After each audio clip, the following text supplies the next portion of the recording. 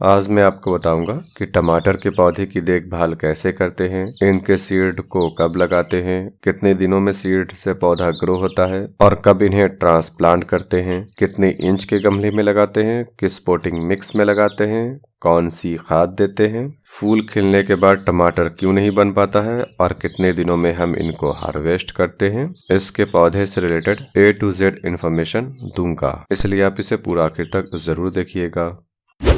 सबसे पहले बात की जाए कि इनको सीड से कैसे और कब ग्रो करते हैं, और नॉर्थ इंडिया के क्लाइमेट के हिसाब से सबसे पहला मौका आपको मिलेगा जून, जुलाई और अगस्त में, तो दूसरा मौका मिलेगा नवंबर और दिसंबर में। कुछ वैरायटी को आप अक्टूबर में भी लगा सकते हैं। साउथ इंडिया के क्लाइमेट के हिसाब से 3 दफा इनकी सीडलिंग की जाती है। पहली दफा जनवरी फरवरी में, दूसरी दफा जून जुलाई में, तीसरी दफा अक्टूबर नवंबर में। इस बात का भी ख्याल रखिएगा, इसकी कुछ वैरायटी को आप हर एक मौसम में ग्रो कर सकते हैं और कुछ को अलग अलग मौसम में। इसलिए सीड को खरीदने से पहले उसके पैकेट पर देख लीजिए कि उसे कब ग्रो किया जाता है। सीड को लगाने के लिए आप किसी भी टाइप की नॉर्मल मिट्टी में 20 से 40% कंपोस्ट को मिलाकर लगा सकते हैं। अगर आप कोकोपीट में लगाना चाहें तब 70% कोकोपीट और 30% कंपोस्ट को मिलाकर लगा देना है, और आप किसी भी टाइप के गमले में इनको लगा सकते हैं। लगाने के बाद 0.25 इंच इन्हें ढक देना है और तापमान के हिसाब से और 2 से 6 घंटों की धूप में रख देना है। सीड जर्मिनेट होने के लिए 20 से 30 डिग्री का तापमान चाहिए होता है। 3 से 4 दिनों में सीड ग्रो होने लगता है। ज्यादा घना होने पर कुछ पौधों को काट कर हटा दीजिए। जब पहले 2 पत्तों को छोड़कर 5-6 पत्तियां निकल आए तब आप इनको ट्रांसप्लांट कीजिए। इसके पौधे को लगाने के लिए 40% मिट्टी, 40% कंपोस्ट और 20% कोकोपीट को मिक्स करके इसके पौधे को लगा लीजिए। कोकोपीट नहीं है तब 60% मिट्टी और 40% कंपोस्ट को मिक्स करके भी लगा सकते हैं। अगर आप गमले का वजन कम करना चाहते हैं तब आप इसे कोकोपीट में लगा लीजिए। 70% कोकोपीट और 30% किसी भी टाइप की फुल डिकम्पोज कंपोस्ट को मिला देना है और पौधे को लगा लीजिए। आपको पानी कम देना पड़ेगा और गमले का वजन भी कम रहेगा, और मैंने भी इसके पौधे को कोकोपीट में लगा रखा है। अगर आप इसे कोकोपीट में लगाते हैं मिट्टी के मुकाबले में लगभग 50% वजन कम रहता है। एक दफा कोकोपीट को खरीदने के बाद आप 4-5 सालों तक इसमें इसके पौधे को लगा सकते हैं। इसके एक पौधे को कम से कम 12 इंच के गमले में लगाना चाहिए। 25 लीटर की बाल्टी में 2 पौधों को लगा सकते हैं। इसके पौधे को आप प्लास्टिक के गमले में भी लगा सकते हैं, मिट्टी के गमले में भी, सीमेंट के गमले में भी। कुछ ना मिले तब ठंड के मौसम में इस टाइप की सीमेंट की बोरी में भी लगा सकते हैं, लेकिन आपको लगा लेना चाहिए। इसके पौधे को बीमारी से बचाने के लिए सबसे पहला काम करना है कि जो भी पत्ता मिट्टी के ऊपर या फिर मिट्टी के संपर्क में है उनको काट कर हटा देना है, जिससे कीट या फिर फंगल डिजीज ऊपर नहीं पहुंच पाएगी और सूरज की किरणें इसकी मिट्टी को मिलती रहेगी। जो भी टमाटर मिट्टी के संपर्क में है उन्हें मिट्टी के संपर्क से हटा देना है, वरना वो खराब हो जाएगा।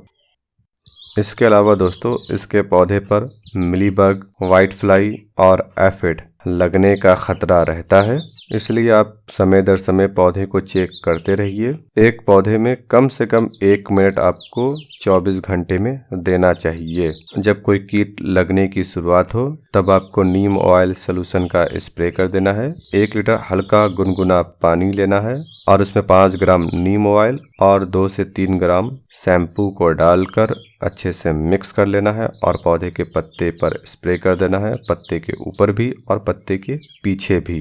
अगर आप ऑर्गेनिक कीटनाशक का इस्तेमाल करना चाहते हैं तब आप ठीटा यूज में ला सकते हैं।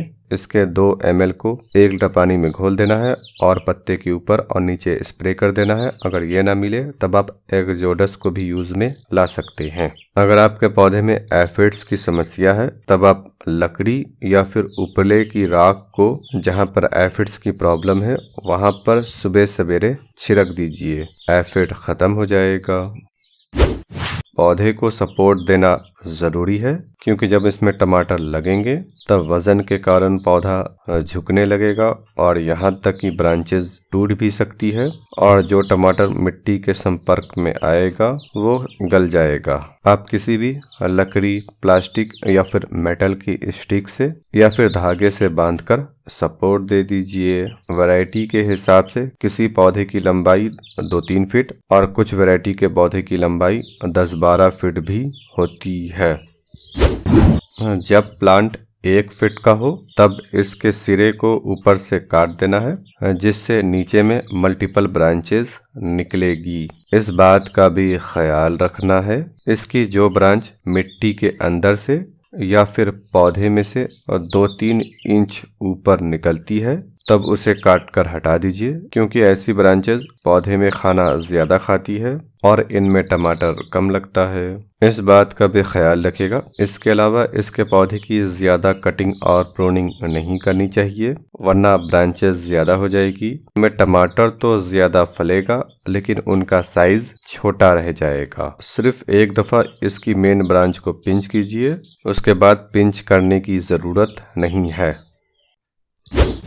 बात की जाए खाद की, क्योंकि हम इसे घर में ग्रो करना चाहते हैं तब हम इसे ऑर्गेनिक तौर पर ही ग्रो करना पसंद करेंगे। इसके पौधे को लगाने के बाद यदि आपने पोटिंग मिक्स में 40 से 50% कंपोस्ट को मिक्स किया है तब आपको 30 दिनों के बाद खाद देना है। अगर आपने 30% या फिर उससे कम कंपोस्ट को मिक्स किया है तब आपको पौधे को लगाने के 20 दिनों के बाद से खाद देना शुरू करना है। खाद में आप सबसे बेहतर और आसान है कि मस्टर्ड केक का लिक्विड खाद दीजिए। हर 15 दिनों के अंतराल पर देना है। जितना आप पौधे में पानी देते हैं उतना आप मस्टर्ड केक के लिक्विड खाद को दीजिए। अगर ये नहीं है तब आप कंपोस्ट के लिक्विड खाद को भी दे सकते हैं। इस बात का ख्याल रखिएगा, गर्मी और बरसात के दिनों में मस्टर्ड केक का लिक्विड खाद पतला देना है। इसके अलावा दोस्तों, टमाटर के साइज को बड़ा करने के लिए और चमकदार बनाने के लिए आप बनाना पील को भी दे सकते हैं। केले को खाने के बाद इसके छिलके को आप इनको धूप में सुखा लीजिए और छोटे छोटे टुकड़ों में काट कर एक पौधे में 5 केले के छिलके को हर 30 दिनों के अंतराल पर गमले में दफना दीजिए। यह डिकम्पोज होने के बाद पौधे को मिल जाएगा। अगर आप बोन मील का भी इस्तेमाल करना चाहें तब आप कर सकते हैं, लेकिन अधिकतर लोग इसका इस्तेमाल नहीं करना चाहते हैं तब आप नहीं भी कर सकते हैं। मैंने इस्तेमाल नहीं किया है और ना ही मैंने केमिकल का इस्तेमाल किया है, फिर भी मुझे बेहतर रिजल्ट मिला है। और जब आप ऑर्गेनिक तौर पर ही भरपूर उगा सकते हैं और कम खर्च में, तब आपको ज़्यादा खर्च करने की भी ज़रूरत नहीं है।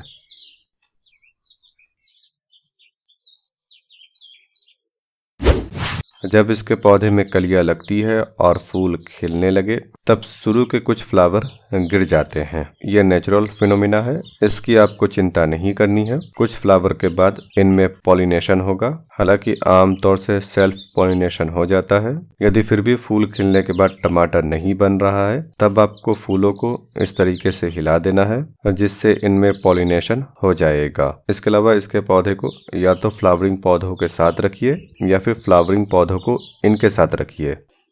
और जब इनके पौधे में फूल खिलने लगे तब आपको पानी हिसाब से देना है, पहले के मुकाबले में कम देना है, जिससे फूल से फल बनेगा। लेकिन बहुत कम नहीं देना है कि फूल ही सूख जाए। बस पहले के मुकाबले में आपको फ्लावरिंग सीजन में पानी कम देना है। फिर जब फल बन चुका हो तब आप नॉर्मल पानी देते रहिए।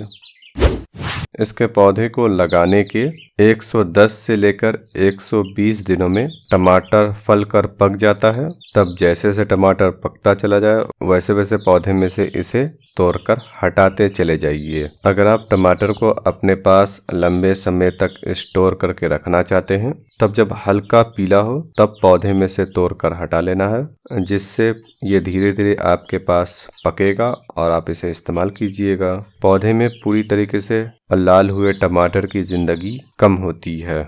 टमाटर का साइज वैरायटी पर और आपकी देखभाल पर निर्भर करता है और कितने टमाटर फले हैं इस पर भी निर्भर करता है।